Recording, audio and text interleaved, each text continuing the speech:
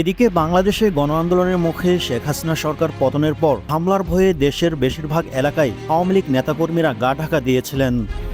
১.৫ মাসেরও বেশি সময় পর পরিস্থিতি কিছুটা শান্ত হয়ে আসায় তাদের কেউ কেউ এখন নিজ এলাকায় ফিরতে শুরু করেছেন। তবে বাড়ি ফেরার জন্য তাদেরকে মোটা অঙ্কের টাকা দিতে হচ্ছে। যারা টাকা দিচ্ছেন না তাদেরকে এলাকায় ঢুকতে দেওয়া হচ্ছে না বলে অভিযোগ রয়েছে। এমনকি কোনো কোনো জায়গায় তারা হামলার শিকার হয়েছেন বলে জানা যায়।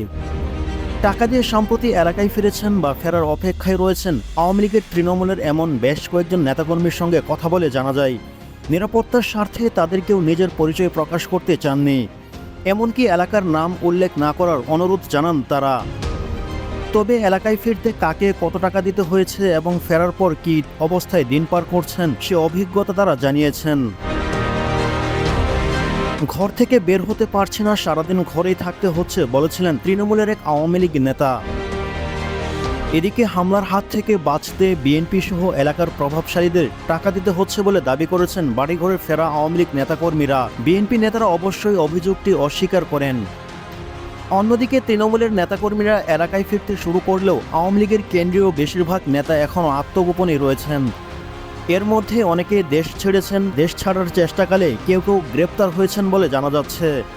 এ অবস্থায় নেতৃত্ব সংকটে বিপর্যস্ত দলটিকে ঘিরে নানান গুজব ছড়াতেও দেখা যায়। ফলে প্রায় মাসখানেক সারা শব্দহীন থাকার পর দলটিকে সম্প্রতি বিবৃতি প্রকাশ করতে দেখা যায়। তবে এই বিবৃতি দেশের ভেতর থেকে নাকি বাইরে থেকে দেওয়া হচ্ছে সেটিও এখনও স্পষ্ট নয়।